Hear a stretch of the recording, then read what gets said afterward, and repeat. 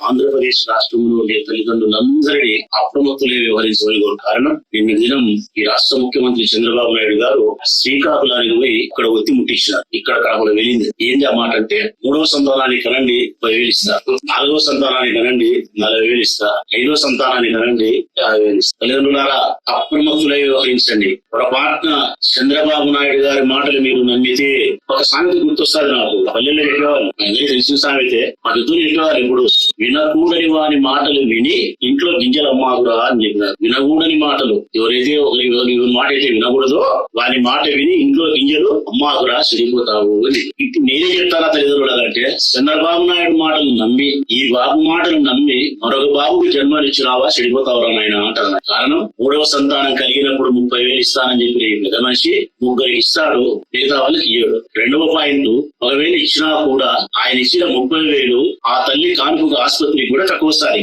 కాన్పు కూడా తక్కువ వస్తాయి. ఇప్పుడు 30,000 60,000 కాదు కాన్పు ఆసుపత్రికి పోతే. మరి ఆ రోజు తొలి రోజులు కాన్పుకు ఉపయోగపడే 30,000 ఆ పిల్లోడు పెరిగి పెద్ద అయ్యేంత వరకు ఎవరు బాధ్యత తీసుకోవాలా అని అడుగుతా ఉన్నాను. మరి భవిష్యత్తు మాట ఏంటి ఏం చెప్తానని. వాడు బడికి పోతే ఏంటి, ఆసుపత్రికి పోతే ఏంటి, భోజనం ఏంటి, వారి ఉద్యోగం ఏంటి, సద్యోగం ఏంటి, మంచి ఏవి చెడ్డేవి. ఈ రోజేమో కనమని చెప్తావు 3 ఎవరు 4 గను 5 మందిని అని చెప్పి నీ మాటలు నమ్మి వారి పొరపాట్ల కంటే పిల్లల భవిష్యత్తు ఏంది? ఇందులో ఇక్కడ గుర్తుపెట్టుకోవాల్సిన అంశం తల్లిదండ్రులు ఉంటుంది. 3వ సంతానం కంటే 30,000 అక్కడే చిన్న అండర్లైన్ చేసుకోవాలా. కాన్పు వరకే లెక్క. ఏం చెప్పినా కాన్పు వరకే, ప్రతి ఏటా కాదు తల్లిదండ్రులారా. 3వ బిడ్డకు ప్రతి సంవత్సరం 30,000 ఇస్తా అని చెప్పలేనా? నువ్వు కన్ని రోజు మాత్రం 30,000 ఇస్తాడట, మిగతా సంబంధం లేదంట. నేను అడుగుతా ఉన్నా ఈ ముఖ్యమంత్రి గారిని, అట్టొద్దయ్యా.